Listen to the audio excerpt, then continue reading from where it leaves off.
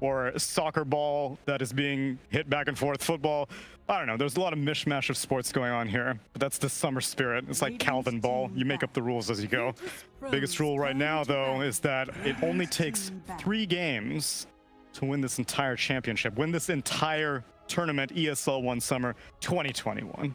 Whew, exciting stuff. You know, this game too, BP bounced back, they adapt, they improve, they overcome what T1 was bringing to this grand finals, and I think that is what is so exciting right now, because so far we've had how impactful Wyvern combo. Game 1, T1 with it, game 2, VP win with it. Also, we have to think about Viper. It's either being banned or picked. Doom, banned or picked as well. Wyvern, not banned, will be picked. But right now, do you think Virtus.pro will first, okay, they can't first pick their Doom. Vipers have banned out, so yes, Wyvern and Enchantress. Where's DK at? Not important this series? I wouldn't Was DK banned last game? I didn't actually see. It was, yes, it was banned by Virtus.pro themselves. Because they did that last series after Cuckoo. They lost a game, but Cuckoo just dumpstered Nightfall, Faceless Voids versus DK. And basically what we've been discussing, this is now what VP is kind of talking about, is like, do we want to go for the Wyvern? Do we want to go for the Ench? Do we value, for example, like, is AA not available now? So yeah, it's like Wyvern, it's Ench. Lion. Maybe a Lion. I'm really digging some Wyvern into Lina. That Lina looked really good. It was first 2'd and it ends up, I don't know when it ends up, but it was 6-0 to like 16 at some point, I think. Yeah, Just looked phenomenal. And this is when you know, like, okay, they spent so much reserve time. They go for the Timbersaw. Okay. I can take this too, because this is like metagaming the meta right now, right? Yeah, exactly. People want to pick Wyvern. I think a lot of analysts have talked about how Timbersaw is usually the traditional Wyvern counter.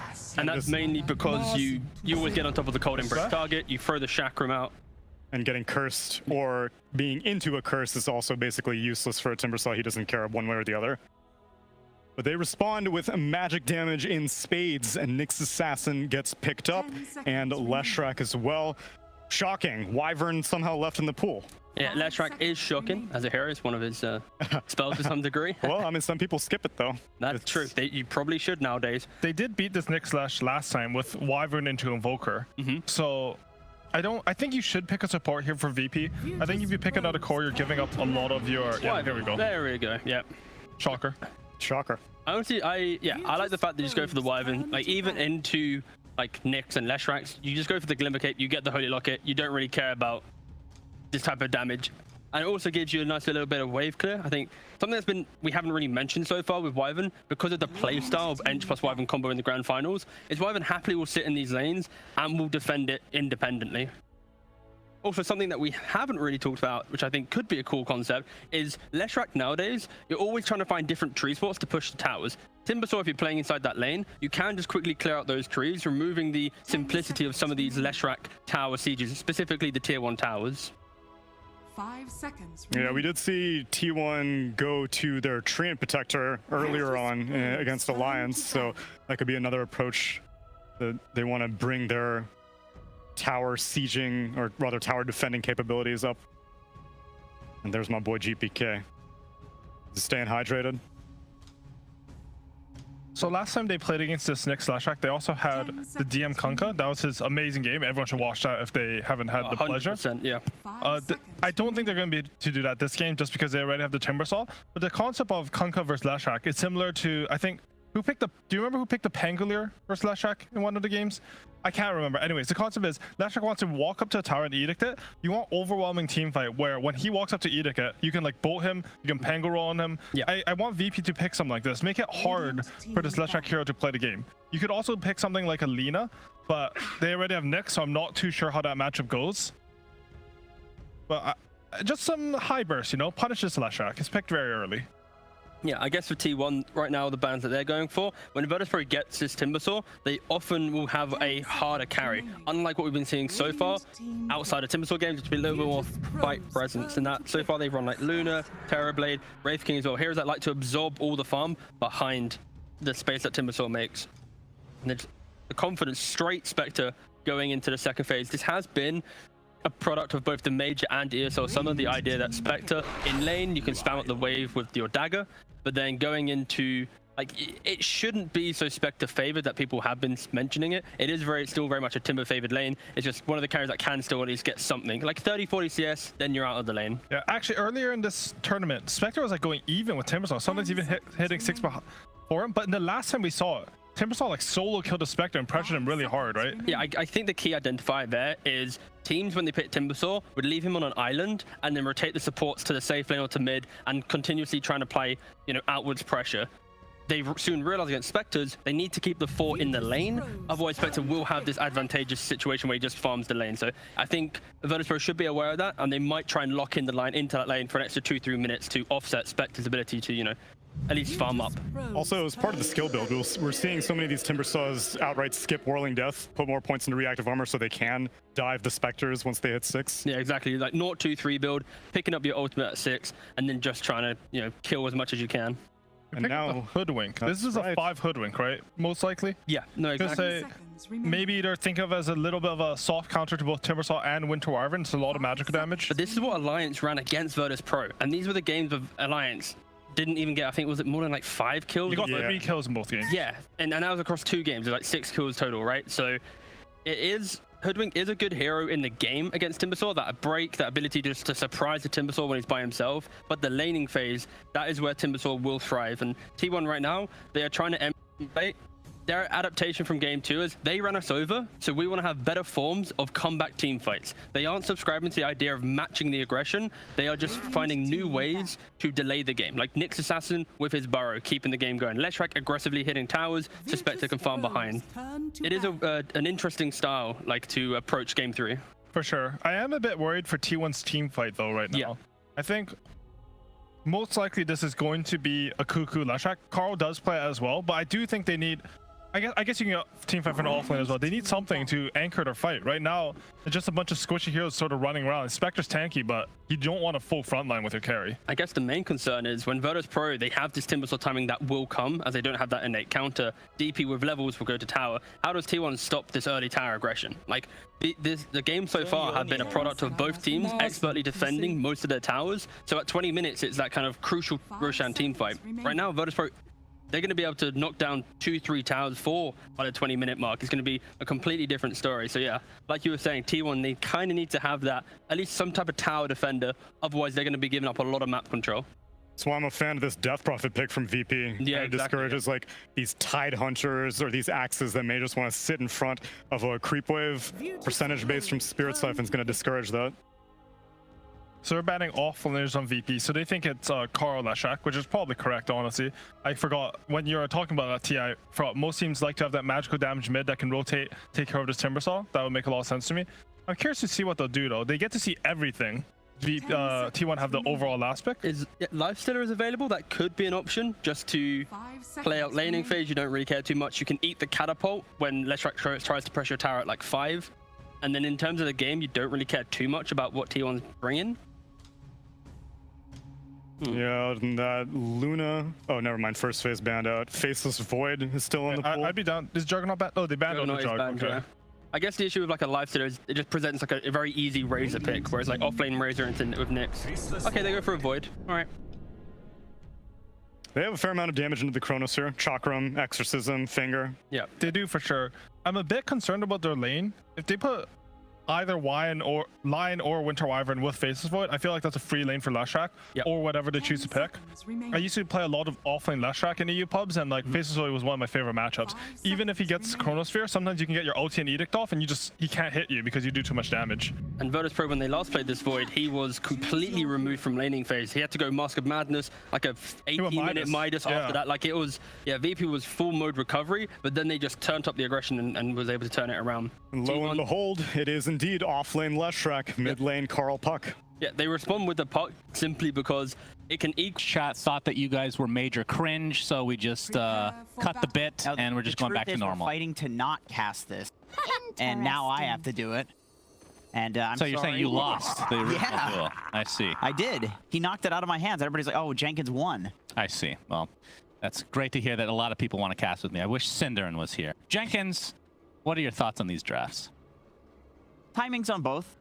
This VP lineup, I think, when they get to the mid game, they have a lot of damage to pump into the Chronosphere between the finger, you know, Wyvern spells, Death Prophet, of course, that's a classic combo. T1, they have the strong high ground defense of the Shrek, plus the Nyx Assassin. Spectre eventually will be really great at killing these 3 backliners on the side of VP, so there's timings for both. Once again, this is not one of those drafts where one seems significantly better than the other. Yeah, finally get to see Winter Wyvern get played. Really lacking on that hero for sure this tournament. I think a Holy Locker would be a great pickup for Really? Wyvern in this game. Ah, that's kind of a crazy concept, and I mean, maybe if he had like this talent that would amplify all that, but that probably doesn't have that. That'd be quite a bit too OP, I think. Yeah, I think so. But the cool thing about it is because of the way that the draft ended up working out, we get to see a Nyx and a Lesh who have kind of been these, I want to say, basically on the same level as Wyvern for both the major and this tournament. I agree. This Nyx Lesh might be a stronger... It might be stronger. It's hard to say because they get left out of certain drafts for whatever reason. The pick order matters, and that's likely why sometimes it gets left out. When you pick 2 heroes sequentially, then Nyx Lesh seems a lot better. Yeah. And so that's probably... But if you have that situation, then I do really believe that they're just as good as the Wyvern. But then again, you do give up Timbersaw as well, who's also feeling like this hero in the right game. Pretty unstoppable. Do you think this is a good game for DM on the Timber? There's answers.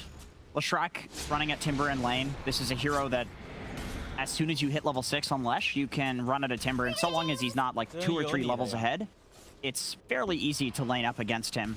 So even if the Spectre's lane goes kind of poorly, there will be an answer eventually. That's why a lot of the time when Timber gets picked, Batrider and Lesh both get banned out in that second phase. I'm just really happy from at least T1's perspective that we get to see Zephyr on more of the comfort hero, which is the Nyx, and I don't think anybody has played this hero better than this guy in the past couple tournaments. Once again, he makes it look like Impale is a targeted stun like Burrow Strike. He's just hitting every single double Impale. I mean, I know people that don't hit Burrow Strike still, so. That's true. I also play with Pop-Tart. Save, man, the inside jokes that nobody else gets just really get to me sometimes. Like 200 people in chat, Mac. Yeah, very true. Nightfall will be playing the Void Spirit, the Faceless Void this game. What are your thoughts on the Chrono potential? You got Chrono with the Chakra. It's not like the most typical Wombo combo style that we're seeing with Faceless Voids these days. I think it's good enough as... Yeah, it's good enough. Yep, save. All right, he's going to set up the Earth Spike with the Timber Chain to follow from DM. Whitemon on the Hoodwink, which is another hero we have yet to talk about. But yeah, let's talk about the Chrono potential from this young man right here, who's going to get pressured a bit, but of course Time Walk will mitigate all of it. Pretty solid against the Nyx Lesh lane, just given exactly what we just saw. You have these stuns that you can layer on top of each other, and Void will quite easily dodge that damage. But in the Chronosphere, there's good damage. Even just the Death Prophet alone is often enough. If you can stand remotely close to somebody on Death Prophet, the ulti damage is significantly more. I think it legitimately more than doubles. I think the cool thing about playing with Death Prophet is you don't have to leave her out of Chrono. It's not the worst case scenario. Yeah, you can Chrono her. If Exorcism is up, you just Chrono her if people are surrounding her. Same concept as this Cold Embrace on the Death Prophet, plus Leshrac as well as another combo that we saw. Yeah. You encase them and they continue doing damage, which is so annoying. Yeah, very true. Okay. Well, it's going to be the Spectre versus Void into the late game if we get to that point, which again, last game, I thought it would go a little bit more even, but VP were able to kind of take off once that first Roche was taken. And not sure what we're going to see from T1 this side in terms of like the Roche potential, but like who do you think has that advantage around the pit area? Definitely VP. They've got Death Prophet to take Roche and Faceless Void to make taking Roche really difficult for T1, but T1 has the advantage of having extremely strong pickoff potential and plenty of damage too with the Leshrac. You can coil somebody next to the Lesh and he's going to get a kill. You can Nyx Assassin stun somebody next to the Lesh and he's going to get a kill. And then you have the Haunt coming in afterwards and a Sharpshooter from far away. So lots of damage and they don't really need to be that close to each other. Yeah, that's true. In terms of the mid matchup, GPK on the Death Prophet is at 18-9 versus Carl's 17-4, so pretty much a wash right now. Is that what you would expect at this stage of the game between these two heroes? There's a little bit of an advantage from Death Prophet because you just don't have to buy regen. Oh, But time dilation. Yeah, that's a really annoying one to deal with. His Zephyr does use his Fairy Fire, but the bash is there from Nightfall. very nice. And Cuckoo looking for a high five from Nightfall. Nope, other way around actually. I really hate it when the high fives are not reciprocated. It's 23 Savage getting pressured by DM. Very close to death here, but Whitemon with the health salve, keeping his carry healthy. But in the meantime, yeah, that is... Right, DM is getting really tanky. Only 2 levels of reactive armor, so not even level 5 yet. You just can't do much about him yet, at this point at least. See the... So close. Yeah, that is 6 HP, a classic. Calculated from 23 Savage, of course, as we can see the Earth Spike miss here from Save. I heard the panel talking about how DM, the only hero that he might be more impressive on than his Kunkka is his Timber Saw. Okay, And I can see why. This looks like an Ice. Yeah, this is going to be a kill. Yeah. Easy peasy. Timber Chain. The best Timbers are these ones that pressure before they're level 6. They understand they can tank the creeps, and so they basically build up this creep army behind the tower, where the carry has to either tank that.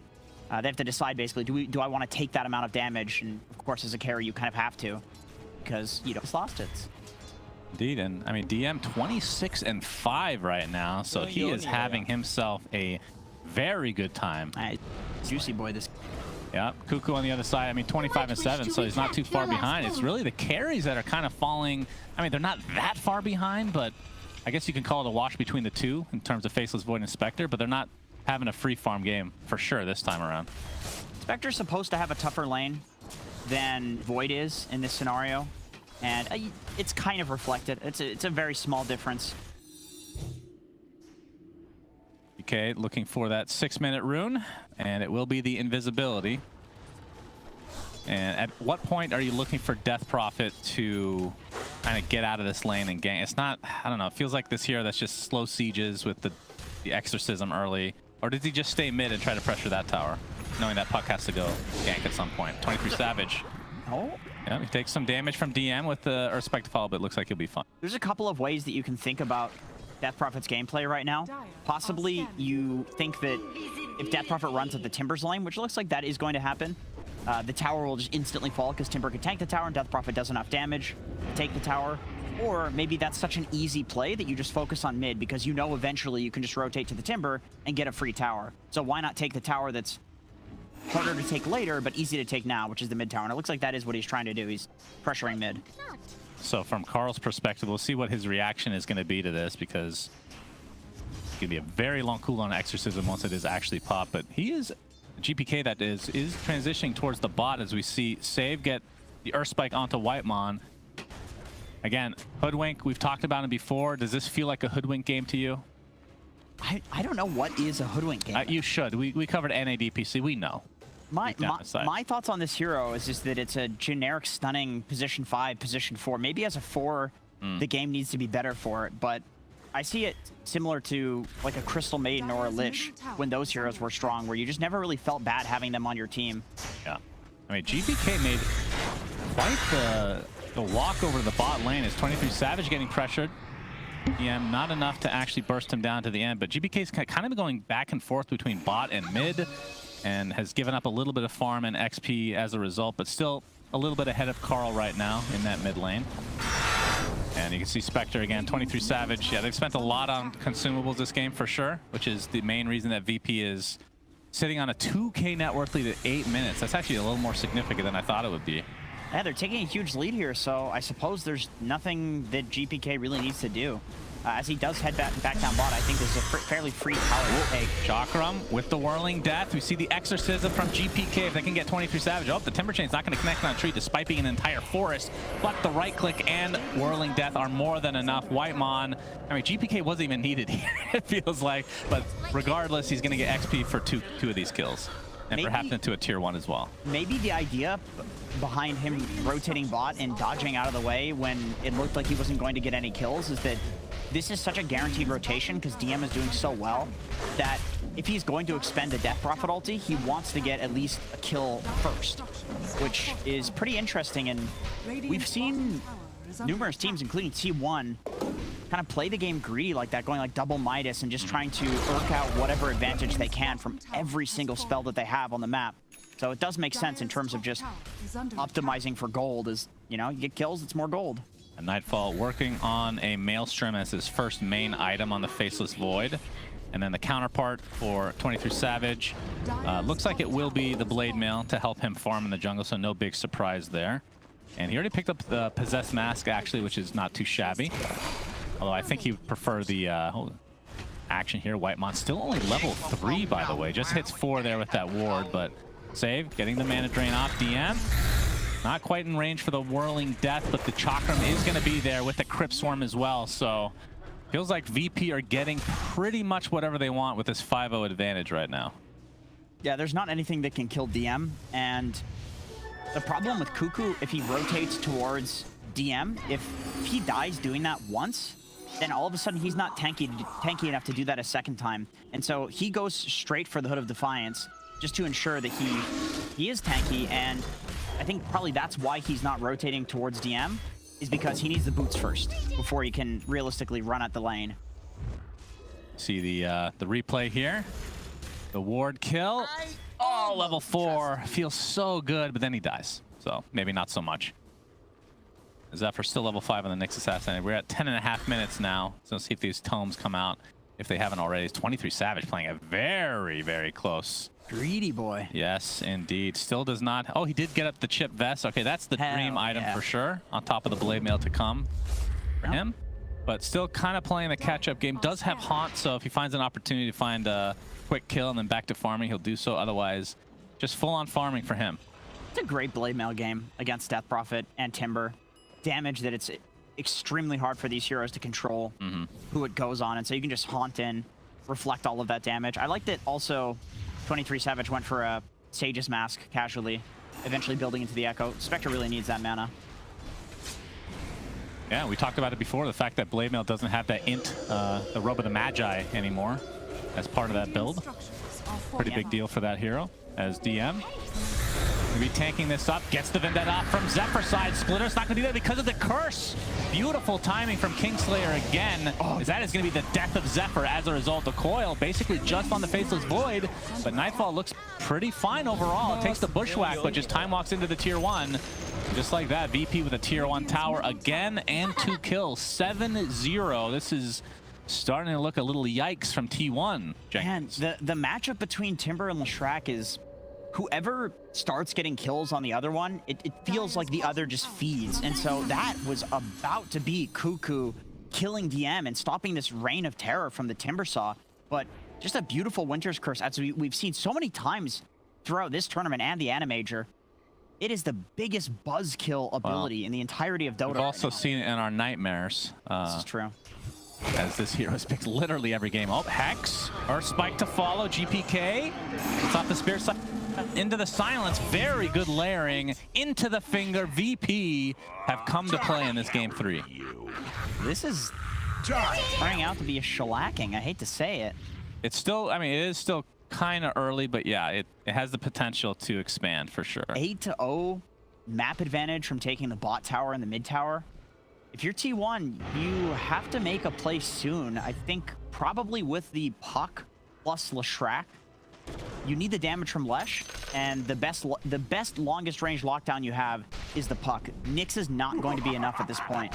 He is very behind. Yeah, that is definitely true. So Nightfall literally like 2 gold away from finishing the Maelstrom here, so that's going to help amplify his farm overall. I would assume a BKB afterwards, but he's not worried about this game. He can go at his own pace. He doesn't have to do anything. Yeah, I mean, he's been involved, but we haven't really seen any. Has he cast Chrono this game? Chrono once. He hasn't had to. Yeah. They got the tower. He baited the coil earlier on, and other than that, he's been farming, which is exactly what you're supposed to do if you don't need it. I mean, the time dilation gives you some presence in lane, which definitely helped, but if you're Faceless Void versus a Puck, though, you're so happy about farming because, as the panel was talking about, it is a difficult matchup. Instant stun with this Puck and more than enough damage and disable to kill the Void. Yeah. All right. 3K net worth lead for VP is looks like they want to take over the jungle again here. even though they already have this tier 1 tower. And they see Carl in the vicinity, but they also see a Wyvern. So, oh, that was T1 actually picking it up. Okay, that's the first kill for T1. That's exactly what you need. And Zephyr, again, like we've talked about this guy on the Nyx Assassin, he is building towards Ags. If you, and I think it was Tiga that was saying that he's expecting T1 to get off to a slow start, and then the high ground defense is where they really shine. And this is the big reason why.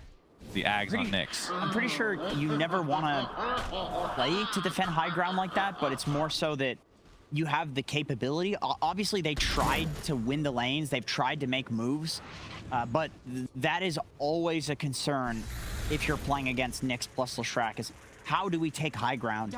Yeah. And I do think VP has an answer. Death Prophet is a very long-range siege hero, but whenever you're standing closer to the tower, it does significantly more damage, so it is quite slow if you stand far away with DP and siege the tower like that. Yeah, that's true. And I think from T1's perspective, I mean, it also helps that Nyx, this is the item you build anyway, so it's not like he's changing his build because they're behind. True, yeah, that's true. Doesn't have to actually adapt, because we've seen literally the same build every game. Yeah. On every Nyx Assassin that actually gets through. Every team fight seems to be control an area. You play near some high ground with a ward, and your cores are kind of in and out, but the supports will sit in the back and just use spells from afar. And Nyx Assassin Ags is just about the best thing at doing this. And if the Nyx gets gone on, Lord, he is not easy to kill with that 50% damage reduction. Raw damage reduction is OP. Is under attack. Centaur spam. That's right. Always recommend. I mean, there's not that many damage reductions, like percentage-wise, right? Nope. Only a few in the game, so anytime you can get your... I was actually surprised when they buffed the Nyx Ags, because I thought it was already really good. Yeah. As Carl is going to have to use his coil to try to get away here. Doesn't really have anybody nearby other than the Hoodwink. And yeah, that's... I mean, it's not the longest cooldown. It has been nerfed in the past couple patches, so it like has 20 seconds extra, I feel like, than it used to, but not that big of a deal. The coil, yeah, it used to be like 65 seconds. And that was always too little. Yeah. For such a good ability. Whitemon, Bushwhack not going to connect, save, keeping his distance wisely, but the Diabolic need to continue to do work. As we see the first Chronosphere of the game, GPK gets the silence and the Exorcism on top. You can see the Blade Mail does a lot of work, but obviously in a 3v1 situation, you're not going to be able to do anything about that. Meanwhile, we have the TPs again from VP to try to defend this. Oh, Cuckoo destroyed by DM, and now Zephyr on the run with that Vendetta. Looks like he should get out, although the dust does connect, but he's just too far away at this point. And of course, VP tips Cuckoo. He's doing his classic, I'm kind of behind on Leshrac, so I'm going to go stand in trees. And that's true. He's been doing that a lot, as they might be able to get a reciprocal kill here. But no, save, staying alive for now. The Sharpshooter just off range, and this might cost the Puck his life instead. Carl, the Winter's Curse does connect, and that'll provide Kingslayer with the easy kill. They did end up losing save, but the fact that he stayed alive a little bit longer meant that Carl had to kind of commit. Carl going down here is a really big deal. I think 23 and Carl dying is very bad for T1, because these are usually the players that whenever they're behind, they'll do some like epic thing, and everybody will come back off the back of them. Off the back of one of them being incredibly farmed and having a good game. And it's not often you see both of them having a tough time. Yeah, especially not in, I mean, both tournaments, really. The Ana Major and this ESL 1 summer event. Yeah. The question is, what do they do when everybody's having a... Bushwhack into the Impale with the Haunt and Sharpshooter. 23 Savage gets credit for that one. He has the Echo Saber Blade Mail combo. We'll be going for Manta next.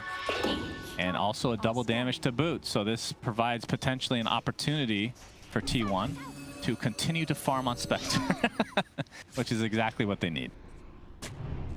These are really crucial picks. This is getting them back into the game. Oh yeah, we do see, thank you to the observers here. We'll talk about that in just a moment as we see the impact move here, the Sharpshooter, which was being wound up from the beginning off the original Bushwhack.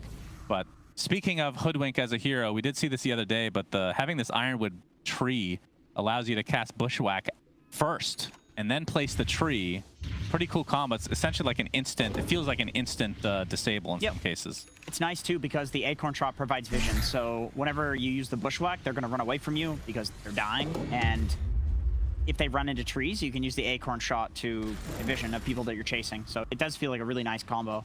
I think the most important thing about that last pickoff that we saw is that 23 got the kill.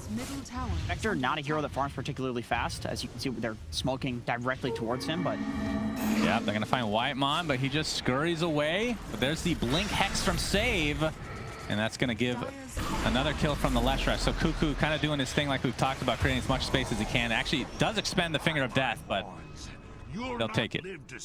As long as, I mean, from T1's perspective, as long as Spectre doesn't die, they'll be okay with this. We're going to see GPK with the Exorcism. This will be the first Roche of the game. Don't think T1 can really do anything about this. No, Haunt. The most that they could hope for is a steal, but it's so difficult for a puck to get in there against Lion plus Death Prophet Silence. It's not going to happen, so T1, they just decide to push the lanes instead.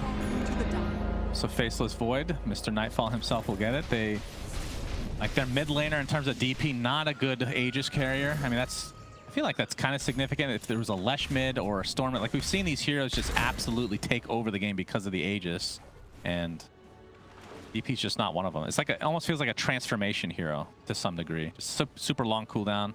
If you die with that up, it's just complete waste. Hey, even Void's a tad not so good, just because you respawn and maybe you don't have the Chronosphere up because you saw some good opportunity prior to dying. Question of like, when does the Chronosphere opportunity present itself? 4K network lead here for VP. Zephyr, he is only 1,000 away from Ags. Billy Stone, that's a good item. Yeah, that is true. We didn't really mention that, but that will, especially in a losing game like this, help you get some very important items. Reliable goal, too. No. It's getting chased, though, so I might have to save that money in the bank. It's going to get silenced as we see the Bushwhack not connect here, but the Spirit Siphon is there into the Crypt Swarm as well, into the bashes. In addition, Zephyr does get off his Spike Carapace for now, though. It's DM on the other side, chasing out Cuckoo, but looks like Carl and Zephyr both die on opposite sides here. So VP just in firm control of this game right now. Oh, Blink Hex again from Save. Here comes the Timber Chain. This will be a huge kill. Bushwhack again misses. You can see VP kind of doing this in and out game right now. Really well executed. Splitter's going to be connecting with that Yule Scepter combo. 23 Savage does not want this stack take. It's not that big of a stack, but he needs his farm, Jenkins. That was pretty cool. VP kind of baited the fortification by making it look like they were going to dive into the tier 2. Radiant's top tower has fallen. See the Haunt in? That's not so good. Oh yeah, the Winter's Curse. There goes his friend. I mean, it's like Winter Wyvern is just a really good hero. I don't know, it's weird. I believe that's a very strange opinion that you hold. I mean, we need to ask. Okay, whoever wins this tournament, winning interview, which you will not be on panel because you're casting. Yep. Maybe you can relay this to our panel. You could do that. Please ask. Well, I will forget because I'm an old man, but please remember to ask them to ask whoever wins about Winter Wyvern and what they think and why it gets through literally every game, because I actually don't know. I don't understand. It is interesting. It does seem like the ubiquitously best Dota hero currently. Everything else is just an argument against Winter Wyvern, where it's like, okay, guys, hear me out. And then everybody's like, oh, God, he's going to say something better than Winter Wyvern. GPK is going to pop the Exorcism here, and Nightfall just pounding on the tier 2. This is probably going to be given up, but pressure is applied to the tier 2 top as well. I mean, there's other heroes like AA, right? It's a cool hero because it provides you with this option of, hey, we pick this, which means you can't pick XXX. But at the same time... But this is always the discussion, though. It's always Winter Wyvern first and like, oh, hear me out. Yeah. No, but at the same time, Winter Wyvern, he pushes waves. He has great team fight. He has ridiculously OP heals right now. I feel like he just provides everything. 5 different builds that you can go that are all viable. Yeah. You counter it, she just goes a different build. All right, tier 3 tower is taking really heavy damage. And it looks like VP might actually just get this uncontested. 0 defense here. As 23 Savage is going to be happy with the trade for the tier 2 for tier 3. Now you can see the Cold Embrace coming into play onto Nightfall. Gets the time walk off, a little baby one there. Of course, still has his Aegis intact. Zephyr showing off that Aghanim Scepter. Gets off the Impale. But VP might just back up now. There's no haunt yet for 23 Savage, so I mean he has it, but just doesn't have mana, so he'll have to TP back to base. VP just trying to force Carl back there. Obviously, you see 23 Savage in a lane, and the immediate thought is this guy's just gonna haunt in. No big deal. But when you see Carl pushing up that top lane, standing on your ward, yeah, you know he should be in base. There's no boots of travel. There's nothing to show that Carl can be out positioned like that. So they actually get a tower because Carl doesn't want to come back until the tower goes down. Yeah, that tower being down is... I mean, it's not like they're going up against a Lesh or something that can just quickly take it with a low cooldown thing. You have to commit an exorcism because that's pretty much their only tower push right now. But VP on the high ground here, going to break the smoke from Cuckoo. Oh, the Bushwhack is going to miss because of the Yules, but the Splitter does come in turn, so they find the kill regardless. And now the coil is going to be pretty big. Chronosphere onto 2. To see the Winter Wyvern buy back into the game. The Impale is going to connect on 2 on top of this. Nightfall still with the Aegis, so he's not scared of anything. Cuckoo rounding up the Split Earth, does hit onto 2 in turn, and Nightfall has to time walk back to the tier 2 tower. But DM is going absolute ham. 2 dead for T1. Did cost a buyback from BP, but you can see that T1 is now completely on the run. Time dilation, able to be connected onto Whitemon. He's going to get chased here by the Faceless Void. And you can see here, Mr. Zephyr himself does get off the Spike Carapace, but they have vision that Crypt Swarm is enough. So 4 for 1.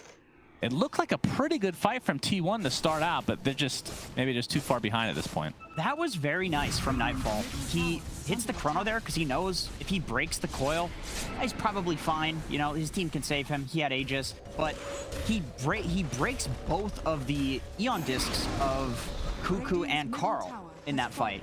And then afterwards, DM comes through and he pops both of them. The 2 heroes that Nightfall popped the Eon disc of, they killed first. So that was intentional. The chrono was not to kill both of those heroes. It was just to pop their Eon discs because they were so confident that without the chrono, they could kill them so long as they didn't have those up. Right. Okay. That's cool. And now we have a Scotty online for Nightfall. So very difficult to kill, to say the least, as he's getting close to that level 20 as well, which we've seen both the Time Walk talent and 40 attack speed one taken. The fact that he doesn't have... I mean, there is going to be a second Roche, so perhaps you want to play into that with the Time Walk talent, but we'll see. Interesting that Nightfall's not going for a BKB in this scenario. He's just confident that so long as he turns around with a Chronosphere when he gets coiled, he's going to be fine. He has the effective HP and the status resistance to survive. Oh, Spirit Siphon finds Cuckoo. You can see the Eon Disc proc. Time dilation to follow, though, and completely surrounded. Earth Spike from Save. Down goes Cuckoo. Now 5v4 situation as T1 have to just back up. Cuckoo is an absolute maniac on this track. He just walks up so many high grounds. Somebody's got to do it, though. Yeah. Nightfall gonna take a bounty now. Farm the enemy triangle. This is the one downside with VP's lineup, is just the cooldown on Exorcism. They don't have like this secondary push here, it feels like. Yeah. Maybe the Timbersaw getting Shard would help. Is he actually queuing that up at any point? Oh, he literally just did. Okay. He's thinking the same thing. He's like, oh god, I'm so sick of waiting for this cooldown. I mean, it makes sense. It is good damage to the tower with that flamethrower. Yeah. And they don't need the Exorcism for damage in team fights because Nightfall has enough net worth at this point that just the Faceless Void is going to do a ton of damage. It's literally just about taking the barracks. It's about ending out the game. And Timber Shard, that'll help you do that a little. And Nightfall did go for the 40 attack speed talent. Basically the same win rate between the two. 40 attack speed taken a little bit more often, though. That's kind of cool. You don't see that very often where it's similar pick rate, similar win rate as well. Depend on the build, too. If you're going for Aghanim Scepter, then the Time Walk cooldown just equals more damage. And the 20 talent attack speed is obviously more damage. All right, we're going to have a 5-man smoke from Virtus Pro. Ooh, we have an Ether Lens here on Whitemon. He's actually going for Aghanim Scepter next, which of course we have seen from time to time on these more farmed Hoodwinks. Oh, this will be a huge kill for VP. And yeah, this is going to be a super easy one as well. 23 Savage, just wrong place, wrong time. And Roshan, we can see not up for another minute 45. Check out the kill score for quickly. Yep, it is 420. I'm sure chat's very happy about that. That's good stuff right there. Anyway, Go ahead. back to Back the to you. Back Back to you, Jenkins. Yeah, Dakota, shout out to you. Yeah, Nightfall is just super farm right now. It looks like they are kind of waiting for this Roche. Thought they might try to force a buyback potentially here, but just playing it close to the vest. Again, 10k net worth lead, so they're not really in a super rush here. Yeah, they're confident they can play the map and choke T1 out. Boots of travel on GPK, so that's fairly easy to do. And here's a little bit of that choking out happening. Yeah, impact move. You can look at the top score line. Oh, we're not going to get that because there is a kill coming. Sharpshooter's there. DM pops the BKB, but it's getting very low. Actually drops down, so nicely done from T1, but a big, juicy impale coming out from the line into the chronosphere onto 2. And again, just too much farm for T1 to deal with. And, oh, okay, the big haunt comes in. 23 Savage pops the blade mail. Jumping left, right, and center. Finally, he focuses on Nightfall as he has no more illusions to work with. He got out? He got back to base? What? He didn't bash. Wow. What are the chances? I didn't even see him TPing, for God's sake.